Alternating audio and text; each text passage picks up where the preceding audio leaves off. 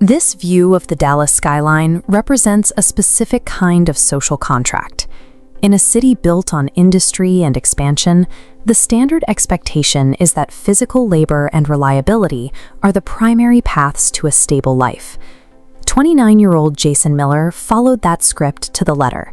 He spent his days pouring concrete and carrying bricks for 10-hour shifts. He lacked a degree, but possessed a work ethic that kept him on job sites from sunrise to dusk, supporting his family and fulfilling his role as a producer. But the financial reality of this lifestyle is a state of constant friction.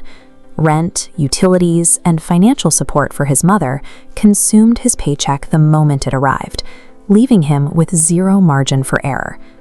To see why hard work wasn't enough, look at this flowchart mapping the waiting mindset. Growth is anchored to a flat, passive timeline, while living costs move upward.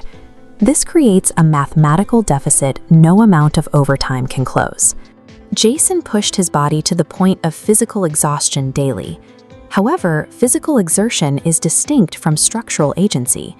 Without the ability to dictate the terms of his labor, all that effort was simply keeping him tethered to a baseline he couldn't move. Adhering to this path creates a sense of security that is ultimately hollow. It leaves an individual vulnerable to systems they do not control and can never influence. That lack of control became a crisis when the construction site was shut down due to budget cuts. There was no warning and no severance. Jason had a single stream of income, and it vanished instantly. He was left with no fallback position and no mechanism to replace his lost wages. Within weeks, the situation deteriorated. Job applications went unanswered. The gas tank hit empty, and the fridge was nearly bare. He spent his nights in a dark apartment, looking at the bills he couldn't pay. He had followed every rule of the traditional working-class life, yet the system had failed him. This highlights the reality of the working-class safety net. It is a structural illusion. When the corporate or societal machine suddenly stops, there is simply no underlying net designed to catch the individual. On this empty Texas highway, his broken-down truck cut off his physical mobility where no one could see him. He sat an hour, just silence. This isolation stripped away what is known as the rescue illusion.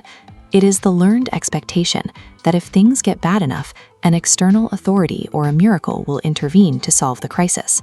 Staring at the empty road, Jason realized he had spent his entire life in a metaphorical breakdown, parked on a highway, waiting for an employer or an opportunity to drive up and fix his trajectory.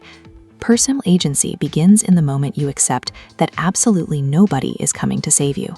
The next morning, Jason woke up before sunrise. Instead of checking for callbacks from job applications, he grabbed a notebook and began to catalog what he actually possessed. Look at how he mapped his skills. He took years of site experience, bricklaying, fence repair, roofing, and consolidated them.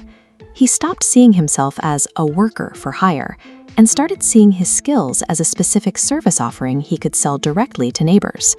He printed the simplest possible flyers at a local store. No logo, no website, just a list of repairs and a phone number. This is a low barrier entry to the market, stripping away everything except the value and contact. The transition was slow. He spent 2 days in silence before a single call came in for a fence repair. It was a small job, but it was a job he had manufactured himself. By over-delivering on that one fence job, he triggered the growth shown in this chart. That single task led to a referral, which led to a roof repair, then a painting job. The momentum wasn't granted, it was built. Sustainable momentum is never a gift from an employer. It is manufactured through deliberate, self-directed micro-actions.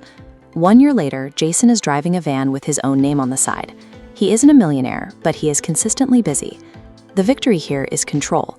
He has moved from a passive state to one of structural agency over his income and his time. He drives past that same spot on the highway where his truck died, but the sense of being stuck has been replaced by resilience. The world does not owe you a rescue, but as Jason's story shows, you already have the tools to build your own reality. If you are done waiting for your life to change, comment "I'm done waiting" below. Share this with someone who needs the push to start creating their own opportunities today.